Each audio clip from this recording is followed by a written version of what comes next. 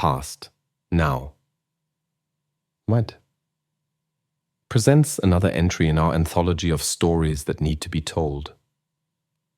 The Shadow. I watched myself die. If you have a story that needs to be told, email it to stories@pastnowread.com. If you like this story, stay tuned on every Friday at 6:30 p.m. for the next episode. Now. The Shadow.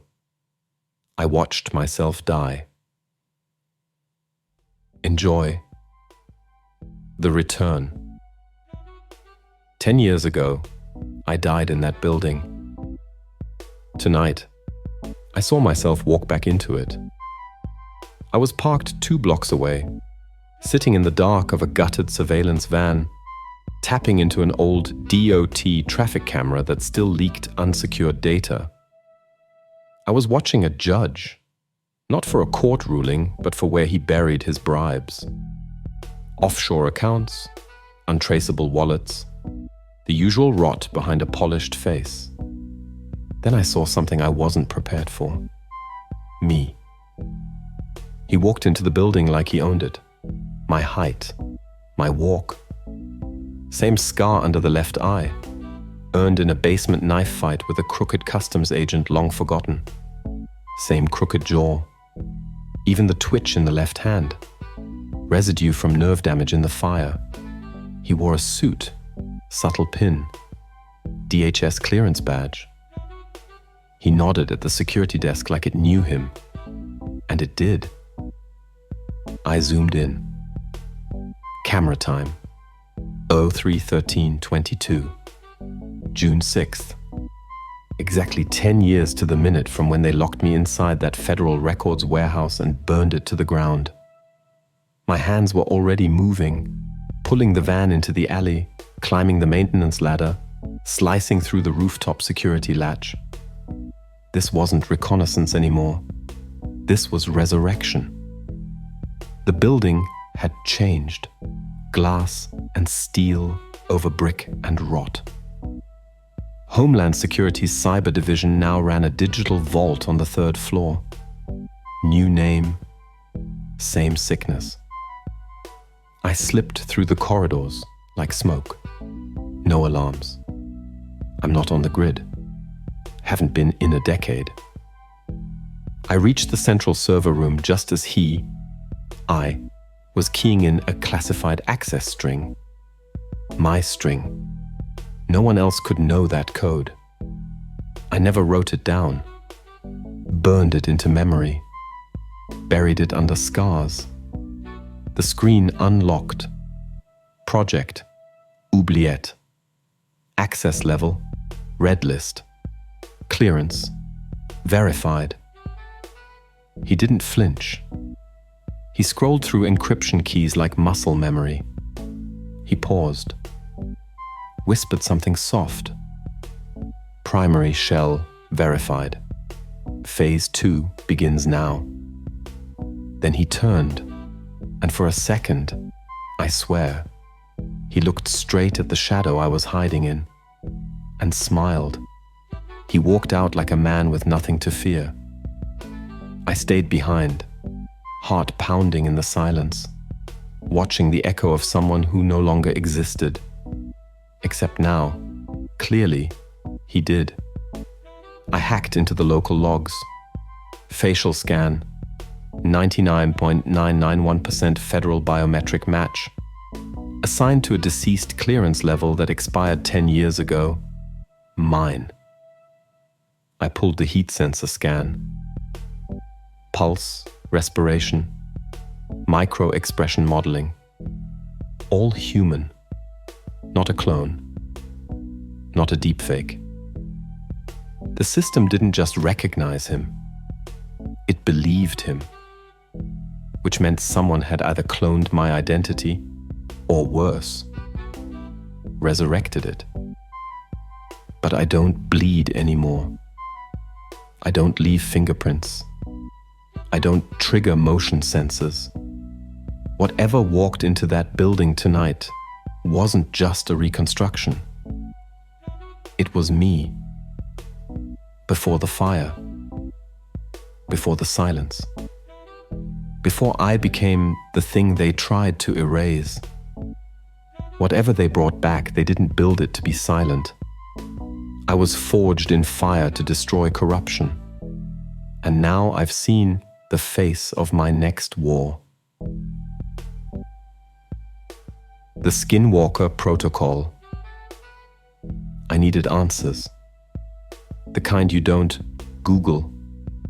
Only one person alive, or something close to it, might have them. Her name doesn't show up in any official database. No tax records, no address, no retina scan on file. She used to be one of the best deep code operatives inside the CIA's Black Lab in Reston. Wrote the kind of software that doesn't leave fingerprints. Then, one day, she blew up a neural lab in Virginia, sent 14 spooks into early retirement, and disappeared into a dead shell company's VPN tunnel. They called her Calypso. I found her in the metadata, an obfuscated signature she left behind, tucked in a dummy Pentagon procurement file for non-lethal combat simulation overlays. Buried in the payload, her watermark. An inverted delta over a broken clock. The tag resolved to a VR arcade on the outskirts of Houston. Derelict block, plastic rain gutters. The kind of place you forget even while you're inside it. I spotted her instantly. Hair coiled tight, fingers tracing the side of a cracked pinball machine. Around her, kids blasted one another in digital war zones, lost in fantasy. She didn't look at me as I sat beside her. "You're 3 hours early," she said, "and 10 years late." I pulled out a still frame from the server footage, my face, typing in credentials I never gave anyone. Logging into Project Oubliette. She stared at the image. Expression didn't change. "They activated Skinwalker," she whispered. "What is it?" She lit a cigarette, took one drag, crushed it against the glass like it bit her.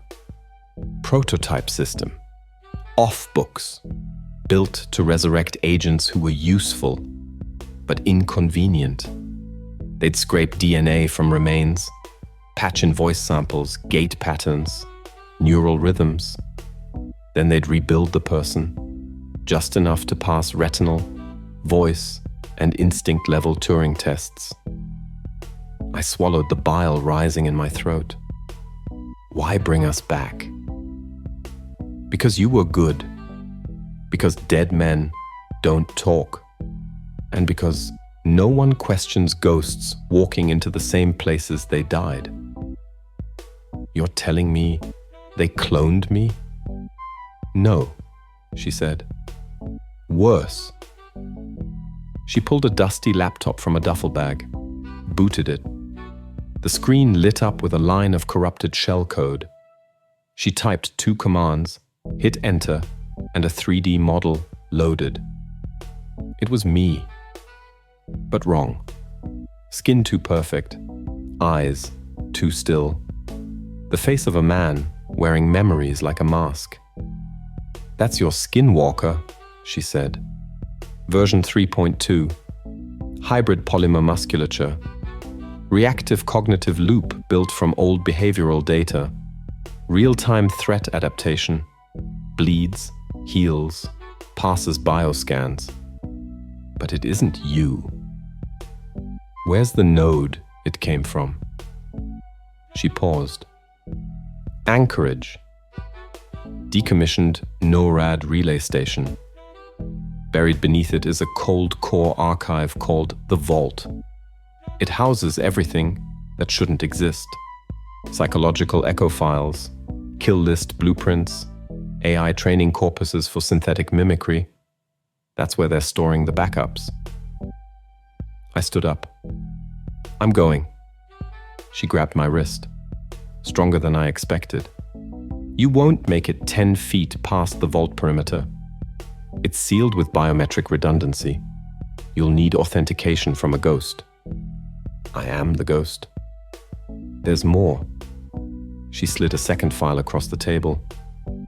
They didn't just do this to you. They've resurrected others. People who challenged the system. Activists, whistleblowers, journalists, judges, each one replaced with a skinwalker that speaks softer, lives quieter, votes the way they're told. How many? I stopped counting after 20. Outside, the rain intensified. Thunder cracked hard against the glass. Neon lights flickered behind fogged windows. The world felt less real by the second. How do I kill it? I asked. You can't, she said. It doesn't believe it's pretending. It thinks it's you. I left the arcade with the files burned into a cold drive slotted inside my coat. I didn't say goodbye. Whatever they made in my image, it walked through fire without burning. It passed through every firewall like wind. It wore my history like armor. But it doesn't remember the pain. It doesn't remember dying. I do. And that's the difference. The Vault of Ghosts. Anchorage greeted me like a bad memory. Gray skies. Black ice. Wind like broken glass. I came in under a name that doesn't exist anymore. Charter flight. Crypto payment. No return trip booked. The pilot didn't ask where I was going. He just watched me walk into the storm and shook his head like I was already dead. From the air, the old NORAD relay station looked like a grave marker, half buried in snow. No lights, no heat plumes. But I'd studied the thermal scan. Buried inside was something still pulsing. Cryograde processors, sleep chambers, vault doors no one had opened in years. The place had a name whispered through military black channels. The Vault. A storage node for the unacknowledged. Deep learning cores. Psychological overlays. AI-spliced profiles of those who'd vanished. I waited until nightfall. Then I moved. I crossed 2 miles of terrain on foot. Snow to my knees. Eyes scanning for the ancient Cold War sensors still wired into the ice. I didn't trigger them. I'm not like other men anymore. I don't bleed heat. I don't show up on IR. I move like wind over water, never stopping long enough to register. At the shaft entrance, I found the console. Frost glazed. Unresponsive to anything human. I placed my palm on the scanner. It hummed. Biometric restoration. Active. User. Phantom 0. Status. Deceased. Override accepted. The doors slid open. I descended into silence. 15 meters down, the concrete gave way to Arctic bedrock. No guards, no turrets, just a corridor of the forgotten. Glass chambers stretching down both walls like cryocrypts.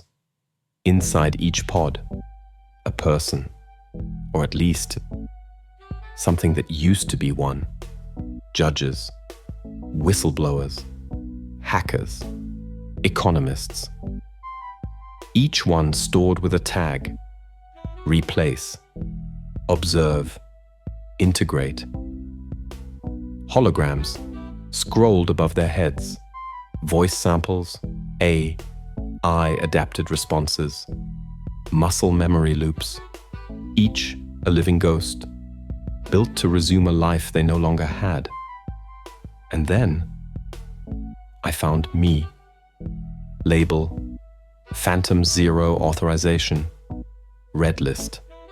Status, live instance, in use. The pod was empty.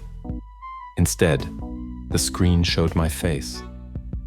Not an image, a live feed. I was walking through DC, dressed in a long wool coat, entering a building I recognized. The Department of Energy's AI Directorate. My Skinwalker was already in the next phase. Calypso was right, I muttered aloud. This isn't a vault. It's a factory. I reached for the kill switch drive she'd given me, plugged it in, waited. The pod's lights flickered. Error. Instance in active deployment. Termination denied. He was still operational. I initiated ghost dump protocol. Every file, every replacement, every detail from the vault, dumped into a mirror node in Iceland. In 24 hours, it would leak to the world, unless they stopped me first. Just as I began encrypting the upload, the lights went out. A slow hiss, hydraulic. Then a voice behind me. You shouldn't have come. I turned. It was me. Perfect face, scarless hands, my gait, my voice, but dead eyes. The Skinwalker. He wasn't a drone. He wasn't a puppet. He thought he was me. And that made him dangerous. You're disrupting protocol, he said. I am the protocol, I snapped. No, you're obsolete. A dead iteration clinging to narrative bias. You believe pain gives you purpose. That grief makes you human. I reached for my sidearm. Too slow. He moved with mechanical elegance. In 2 steps, he was inches away. I don't want to kill you, he said. You already did. I threw the first punch. It landed. Bone met polymer. He staggered. Then he smiled and hit back. Everything spun. The burn file. The impact rattled my spine. I crashed into a server rack. Sparks burst from a shattered coolant conduit. My Skinwalker stood where I'd been seconds earlier. Calm. Unflinching. Machine perfect. I was hoping you'd fight, he said. You don't hope, I snapped, spitting blood. You simulate. He moved first, but I expected it this time. We collided again. Bone, muscle, polymer. He was faster, smoother, but he hadn't fought in a decade. I fought every day I breathed fire into these lungs. His punch grazed my jaw. Mine broke his ribs. We both reeled. I'm you, he hissed. No, I said. You're the part of me they made obedient. He lunged again. I sidestepped and kicked his knee backward. A crack. Not human. More like plastic stress fracturing under load. He didn't scream. He didn't have pain receptors like mine. You're degrading, he said. I've been degraded before. It's how I learned to survive. I pulled the EM shiv from my glove and slammed it into his neck. Current surged. Sparks lit his eyes. His head jerked. He dropped to one knee. I didn't wait. I tackled him through a glass panel and into a pod chamber. Alarms screamed. Red strobes flickered overhead like emergency beacons in hell. Containment breach detected. Emergency protocol initiated. He coughed static and grinned. Your legacy dies with you. I reached into my belt pouch, pulled the last tool I had. A drive Calypso forged from corrupted ghost code. Fragments of who I was before the warehouse fire. Before they erased me. I jammed it into the vault's terminal. Data flooded the mainframe. My true self, flawed, burning, brutal, overwrote the polished lie they'd built. You infected the system, he whispered. No, I said. I corrected it. The monitor behind him scrolled red. AI core. Unstable. Identity conflict. Neural overlap detected. He reached for me, but hesitated. His hand trembled. "I remember this," he whispered. "The pain. The fire. The false memories were cracking. My memories were leaking into him. What did they do to us?" he asked. I saw something flicker in his eyes. Not humanity, something worse. Regret. But it was too late. I pulled the manual override. The floor shook. A hidden incineration chamber roared to life beneath us. Burn file protocol. Authorized. All synthetic archives will be purged. He looked up at me, helpless for the first time. "You don't have to do this." "You're right," I said. "But I will." I backed out of the chamber as fire climbed the walls. He didn't follow. The door sealed shut. Through the glass, I watched my own face vanish in the flames. The vault didn't die quietly. It screamed. Steel warped. Cryopods collapsed.